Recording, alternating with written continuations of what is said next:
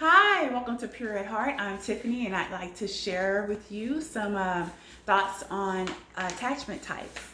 Hopefully, you're looking at our channels and liking our channels, so please like, subscribe, share. Email us at bu9523@gmail.com. Actually, Tiffany and I just we did a video on being addicted to chaos. So I just want to touch a little bit on being addicted to chaotic relationships. So sometimes, we might find in our past that we're always in a relationship with someone that has lots of baggage, lots of problems and things like that. And so I kind of want to touch on why that could be happening. So we're going to just talk about attachments. And there are different types of attachments. If you don't know, there's a secure attachment, there's anxious attachment, there's avoidant attachment. And what I mean by that is how we attach to other people. And it usually derives from how we were treated when we were children. So if you had a parent or caregiver, grandparent, whoever raised you, and they were consistent with meeting your needs, and they were consistent in their emotional response, you usually, in adulthood, you will develop more likely secure attachments. And that means that you don't have too many trust issues with your partner. You can be without your partner. You may have hobbies or interests outside of your relationship. And that's a secure attachment. When you're attracted to chaotic relationships, you may have something called an anxious attachment or a fearful attachment. And that comes from if your emotional needs or even physical needs are not met consistently when you were a child.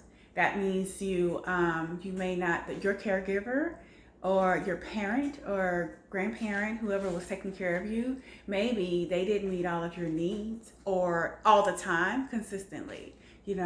And that causes attachment problems, and it causes problems in your relationships in adulthood. Okay, so an anxious attachment is when you are disengaged in your relationship. So you're in a relationship, but you're always, I said disengaged, I meant engaged, I'm sorry. You're always looking for closeness, more intimacy. And you're always expecting, you want your partner to complete you. You want your partner to complete you. And that's an anxious attachment. And that could come from if your needs weren't met, or maybe your parents were always working, or you didn't feel loved. That can happen. And that will affect your relationship when you're an adult. Another it can be a very unhealthy attachment is avoidant attachment.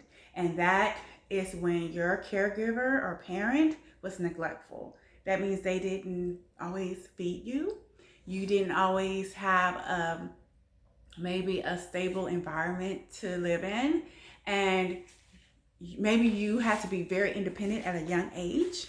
And that causes an avoidant attachment, and that can be that can be troublesome, because that means that you in a relationship, you are always detached. You never meet that intimate phase, and you're independent, but you want your partner to be very independent of you. Like you may be a little bit selfish. You may not be willing to get into a healthy relationship with somebody that's really good for you, because you don't want them depending on you. You don't want to give them love. You don't want to give them attention.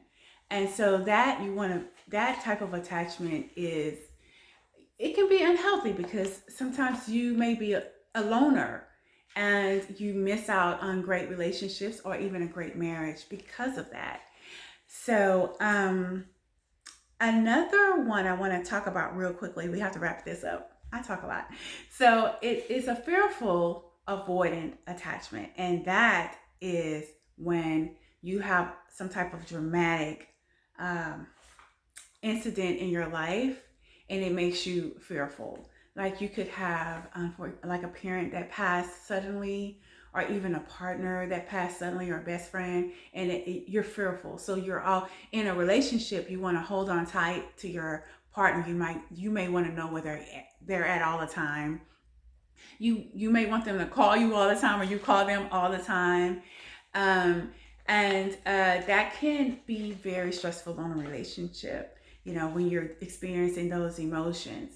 So the good thing about this is that your attachment styles can evolve. You can change that. You have to address the problem, and you have to realize what type of attachment you have. You can do that by looking at past relationships, looking at how you reacted in those relationships, and then you can work on that. You can work on dealing with your grief, or dealing with childhood issues where you may have felt abandoned, and you work on that, and then lots of prayer, lots of meditation, and then your relationship that you're currently in could get better, or your next relationship would be really good because you dealt with those issues, and you dealt with the attachment issues that you may have.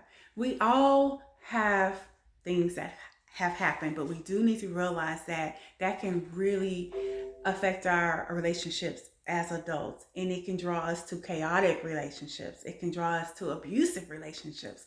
Those type of attachments are very, very important to recognize. So I hope you enjoyed this video. I hope that you guys like, subscribe, share, and I hope to see you guys soon. Oh, I want to say, so it's October, it's Breast Cancer Awareness Month. So we're going to be putting out some videos on a survivor of cancer, and we're going to talk to we have a couple of options that we're looking at, but we are going to recognize this month.